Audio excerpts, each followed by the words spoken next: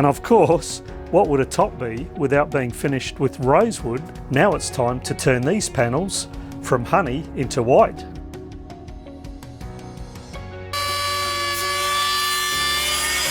What I want to do is put two dividers below here, or two smaller jobs to keep the ball rolling here in the heads area. And once all the plumbing is sorted, I'll then bond this sump in place.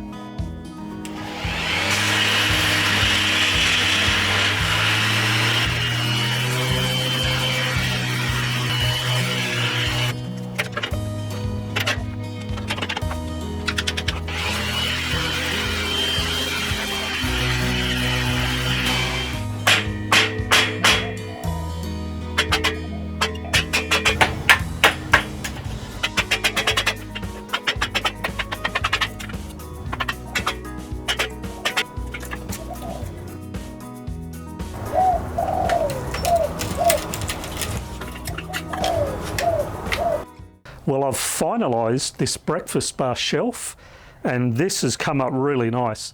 This was another thing, I wasn't exactly sure on the final shape until I started working with it, and I made up some cardboard cutouts just to try different shapes, and yeah, it's actually come out better than I thought. And of course, what would a top be without being finished with rosewood? And so this bit of beautiful rosewood will be laminated on top, so that this too will be finished in beautiful rosewood.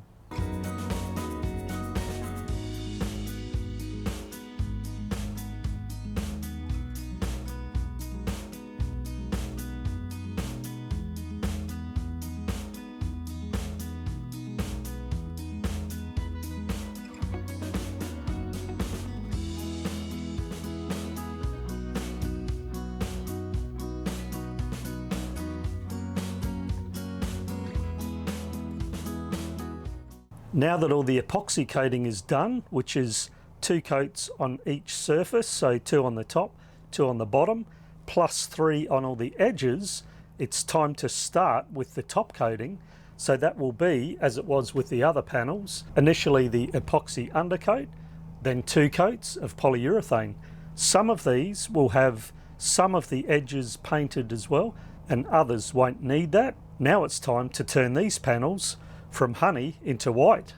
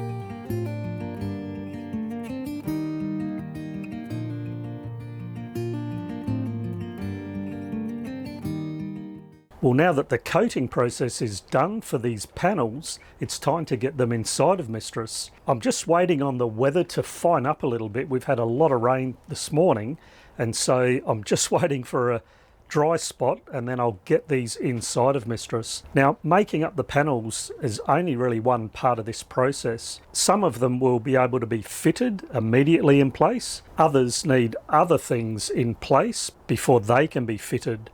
That will mainly involve making up some rosewood battens, fitting the battens, to which the panels will then be able to be fitted to. So as soon as I've got a bit of a dry spot, I'll get them inside of Mistress carefully, so that I don't damage any of this final coating. So the plumbing plan of attack to get this sump all plumbed in place and in such a way that it makes it easier for me, what I'm going to do is I'm going to assemble the hose with the fittings, get that in place, and the drain fitting itself, I'm going to bond that in the plywood sole, and once all the plumbing is sorted, I'll then bond this sump in place, leaving just the two connections right at the sump fittings here to screw in, push that last bit of hose, put T-clamps on those as well, and that'll be that.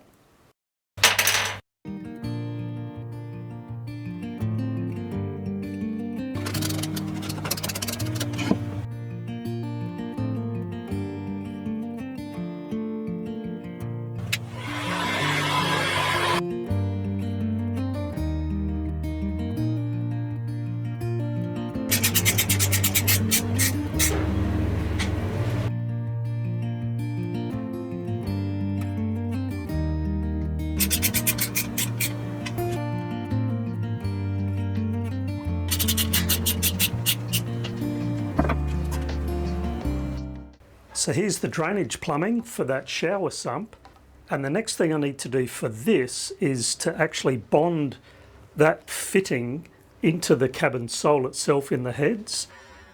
Well, two smaller jobs to keep the ball rolling here in the heads area is I want to put a small hob at the aft end here of the shower area, just to help keep that water this side of the sole here, to run it and direct it down to the drain. And another part of sealing this shower area, I need to make up a little plinth here to run across this area at the end of the sole.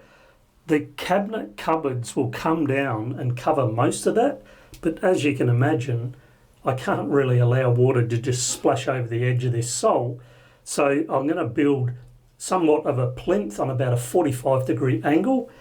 That will come up, and then the cabinet front will go down below that, which should do a good job of keeping all the water in this shower area and directing it down the drain. The other thing I want to do is get this drain fitting bonded in place in the hole where the discharge will go. So once that's bonded in place, fitting these hoses and clamps would be a bit tricky under here. So the idea is I've fitted the hoses to the elbows, etc., clamped them up, and then I'll hold that in place while the bonding agent goes off, which will hopefully make fitting all of this easier.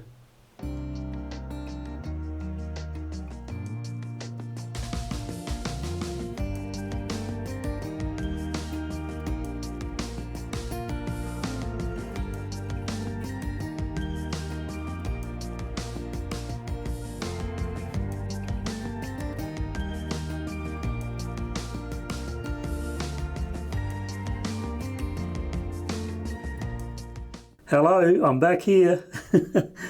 As mentioned, these panels, the lining panels for each cabin, I can go ahead and get those fitted. The battens are in place, so they can be screwed in place, and then there's just a couple of battens on each end to secure them, but they can be done after the panels are fitted. However, some of these other panels do require extra battens to be made up and fitted, and then this panel below the cabin 3 berth, what I want to do is put two dividers below here to separate the area so that for storage of your clothes, so that it creates different storage spaces for clothes or whatever whoever's staying here wants to store below. The access for this part in the front is a little bit larger, and that will be left open, but where this frame is here, I'm going to put a partition panel so that that will separate that area from this area. However, with this aft area, It is still a large area, and I sort of looked at it as in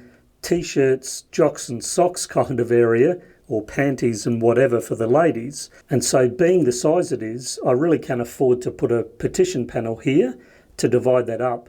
That still has good access, and that access will give room to reach both sides, but I do think that will create good storage space for this cabin. Where I'm at the moment, what I want to do is attend to some little panels and little jobs that I still have to do alongside of getting these panels, these last 12 panels that I've made up, fitted and put in place, because they're small jobs that I can be epoxying. They won't require top coating or painting, so I can get that sort of work done as a little job alongside the bigger job of getting these panels fitted.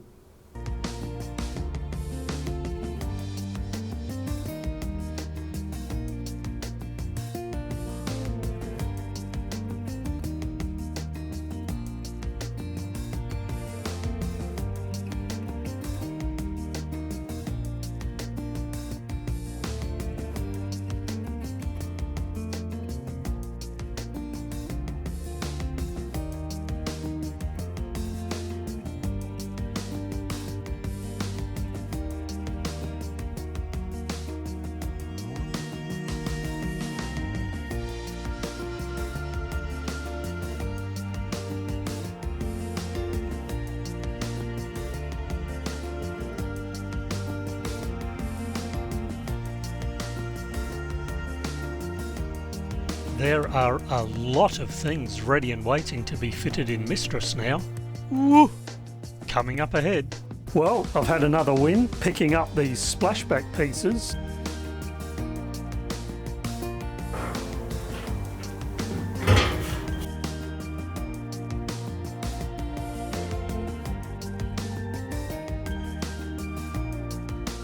And of course, if you like this video, please give it a thumbs up. Please subscribe if you haven't. Click the bell so you get the notifications. Check out my website. And as I always say, leave a comment, because I like reading what you have to say.